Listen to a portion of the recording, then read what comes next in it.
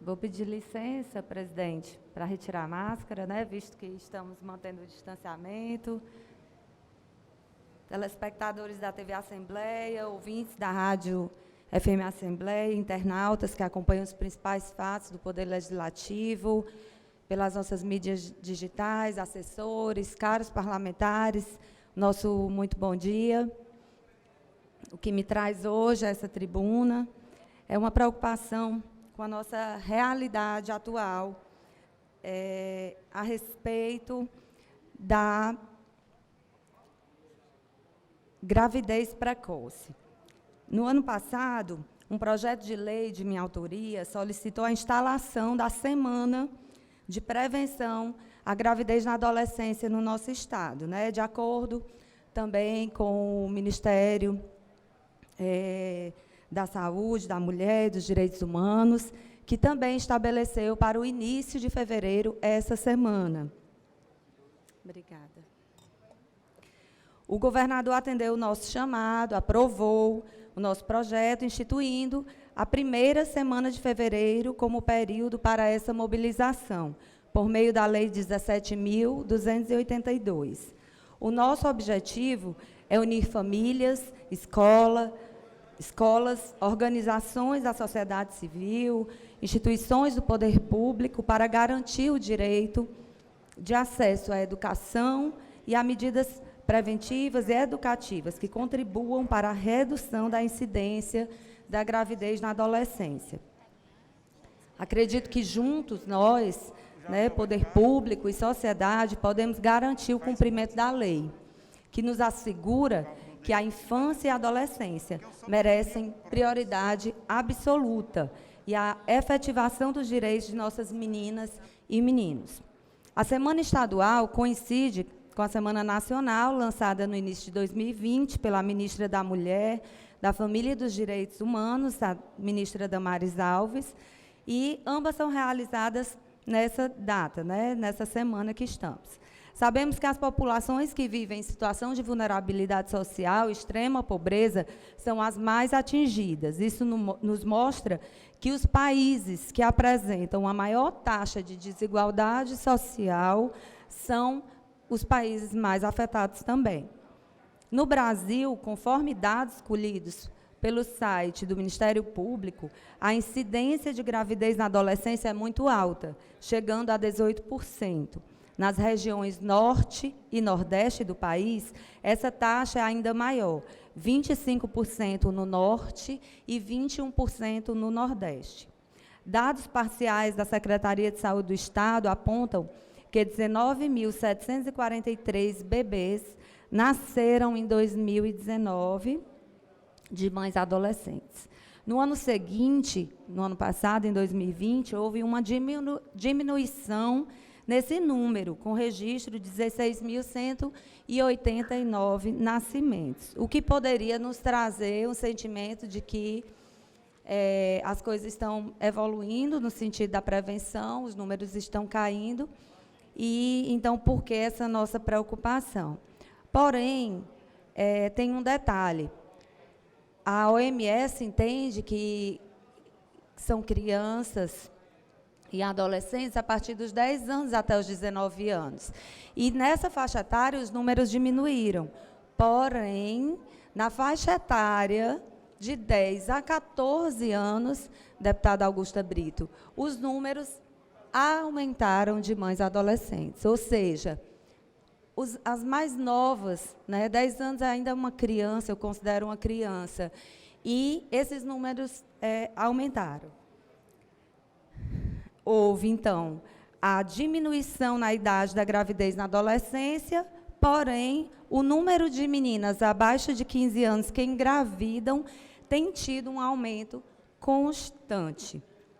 E aí eu queria fazer a leitura de um pequeno trecho de uma matéria do Jornal Diário do Nordeste, do ano passado, em que... Deputada, no final, mais do pronunciamento de Vossa Excelência, até porque eu tenho um projeto que trata do mesmo assunto, eu queria contribuir com Vossa Excelência. Maior prazer, deputada. A chefe do ambulatório do adolescente da maternidade escola, Assis Chateaubriand, a Maria Tereza Dias, ela fez uma nota, né, onde ela diz a preocupação dela com relação a esse aumento desses casos. Ela reforça que os casos de adolescentes que engravidam com menos de 14 anos são considerados estupro de vulnerável. Então, nós temos que tomar cuidado, principalmente com esse grupo, porque a gravidez na adolescência é um problema de saúde pública. Isso pode perpetuar a pobreza, e aí entra, né, Unicef e vários órgãos que estão envolvidos com a Frente Parlamentar de Superação da Pobreza, e aqui entra também, da Frente Parlamentar a qual eu faço parte, né, então isso pode perpetuar a pobreza, porque há uma alta taxa de abandono da escola depois que a adolescente engravida, fazendo com que a futura mãe só tenha acesso a subemprego, né, e perpetue a baixa renda. E aí, a gente lê uma matéria dessa, que é do ano passado, esse trecho, essa fala, né, dessa chefe lá do ambulatório do adolescente, da maternidade escola, e a gente, hoje de manhã, se depara com o CETV, um dado que mostra que, durante a pandemia, 1.000 mulheres no nosso estado perderam o emprego, enquanto 10.000 homens conquistaram novas vagas. E aí a gente vê novamente o distanciamento que existe, né, das nossas oportunidades, da oportunidade da mulher e da oportunidade do homem, da nossa tão almejada equidade social.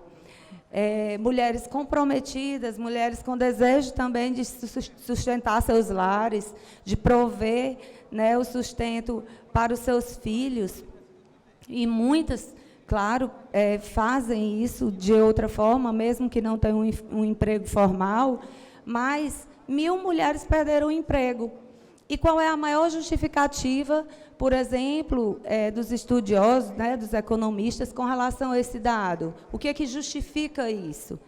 Justifica que as mulheres, sim, têm mais dificuldade de conseguir um emprego, porque, quando são mães, elas acabam sendo deixadas de lado mais facilmente pelo homem, né, que muitas vezes a mulher ainda acaba assumindo essas atividades. Então, quando essa mulher é mãe na adolescência, ela deixa de estudar em mais de 54% dos casos e ela fica submetida, então, a um subemprego.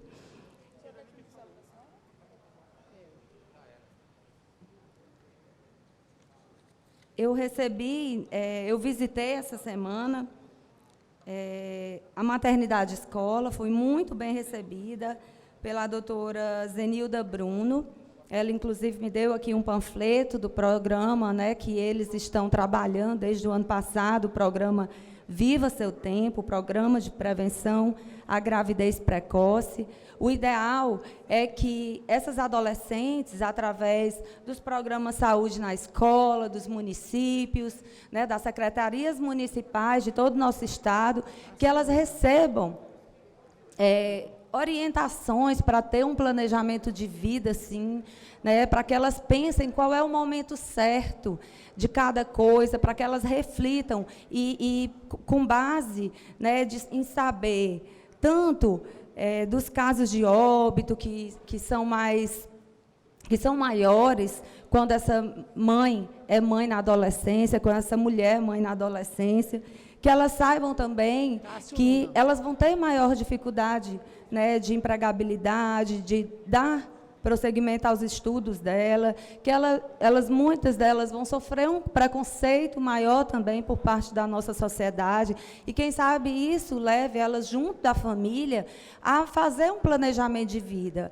Não, esse não é o tempo certo para eu engravidar, não, eu preciso me cuidar, eu preciso planejar o meu futuro, o que é que eu quero para a minha vida daqui a 5 anos, daqui a 10 anos, e então eu vou me preservar, e aí entram várias questões. Entram as questões de saúde pública, claro, que existem vários métodos, né, que estão à disposição, e existem também as questões de convicção, de valores, né, com relação a saber escolher o tempo certo para cada coisa. Mas isso depende de um contexto social, depende de uma família que é base para aquela adolescente, para aquele adolescente. A gente sabe que essa realidade é muito desigual. Não é verdade, doutora Silvana? Sim. Então, apesar da redução dos números, né, que merecem análise, ainda há muito a ser feito. E somente por meio de campanhas educativas é que vamos conseguir reduzir essas constatações. Caros e caras parlamentares, um dos mais importantes fatores de prevenção é a educação. A abordagem científica é fundamental para fortalecer a nossa luta.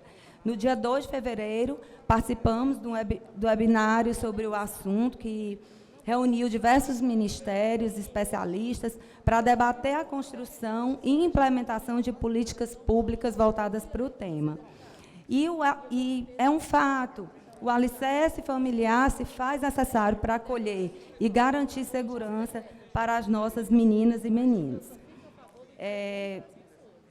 Hoje, inclusive, pelas minhas mídias sociais, né, pelo nosso Instagram, nós vamos promover uma live com a procuradora Elizabeth Almeida, do Ministério Público, e com a professora doutora Zenilda Bruno, que é da maternidade, né, e que ambas coordenam o programa Viva Seu Tempo, às 18 horas.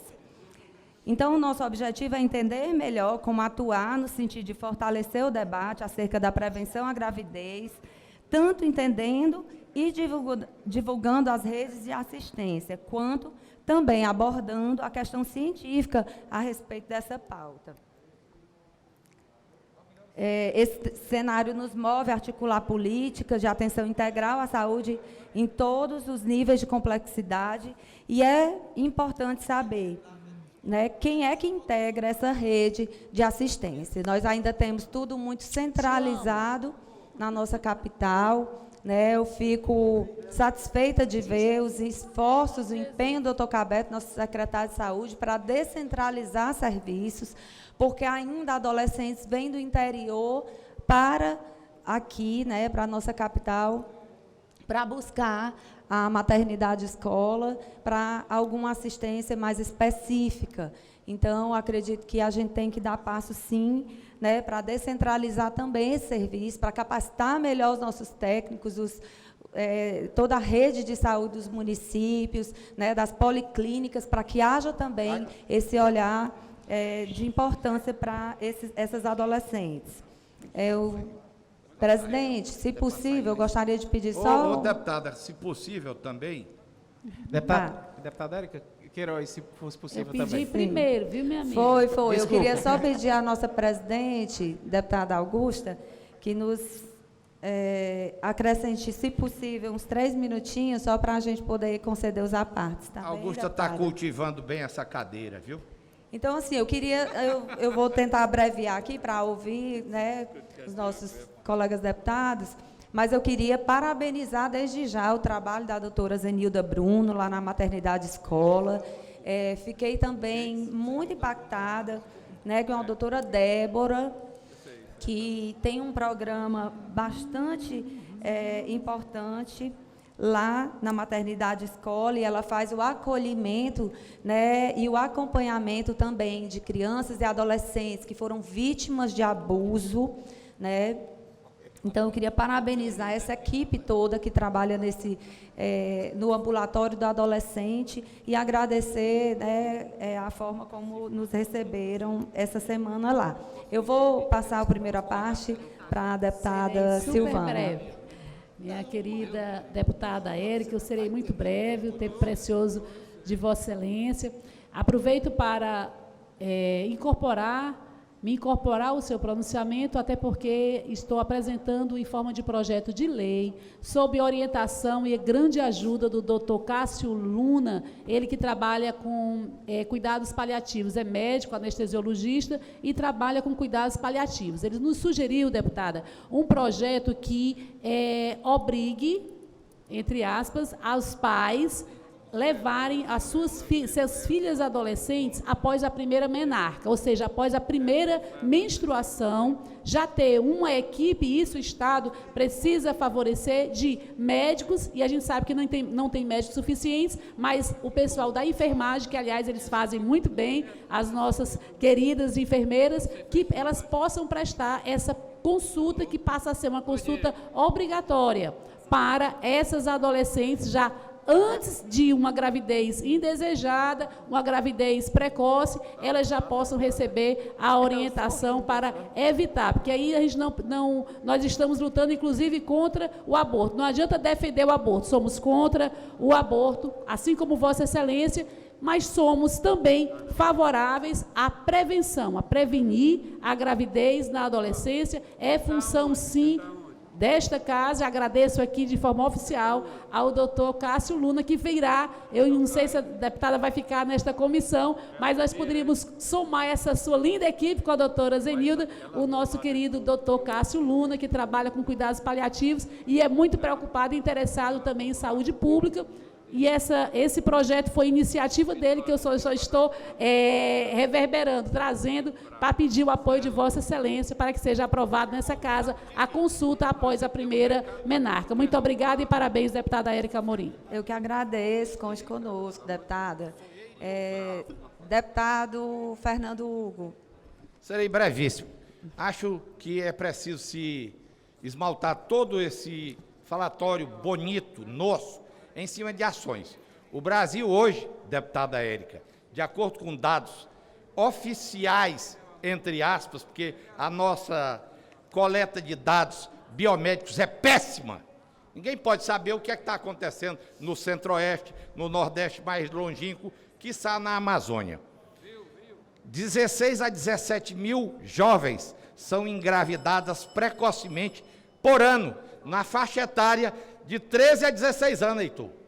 São gravidezes indesejadíssimas e que levam ao infortúnio de família, da jovem e a uma péssima forma de prognóstico de vida do recém-nato quando ele chegar. Por isso esse assunto é pertinentíssimo. Folga em ouvir, porque já trouxe aqui um assunto que insere-se nisso que a doutora Silvana disse. Aborto jamais. Se há uma ação satânica, é a do abortamento, seja ele feito em qualquer molde, desobedecendo a textualização legal, que nós sabemos qual seja. Porém, os métodos de prevenção, inclusive a prevenção com limites normatizados pelo senador Lúcio Alcântara, brilhante homem público do Ceará, quando relatou lá na Casa Maior do Congresso, deputada Augusta, todas aquelas normas que vigem, laqueadura, vasectomia, controle de natalidade e orientações para evitar gravidezes e depois pôr-se àquela jovem ou àquela mulher em risco de propor o abortamento como salvação de não ter uma gravidez desejada. Parabéns, tragam esse assunto outra vez, é pertinentíssimo. E, em termos demográficos, Fortaleza hoje tem quase 3 milhões de habitantes, uma cidade pobre, onde a natalidade da periferia faz-se em cima de isso aí que Vossa Excelência tão bem traz. Parabéns, deputada Érica. Obrigada, deputado. Vamos ouvir agora o deputado Queiroz Filho. Deputada Érica, rapidamente só parabenizar pelo tema que Vossa Excelência traz hoje nessa tribuna, como sempre, traz temas muito importantes, falou aí, narrou uma série de profissionais muito competentes aí do nosso estado também.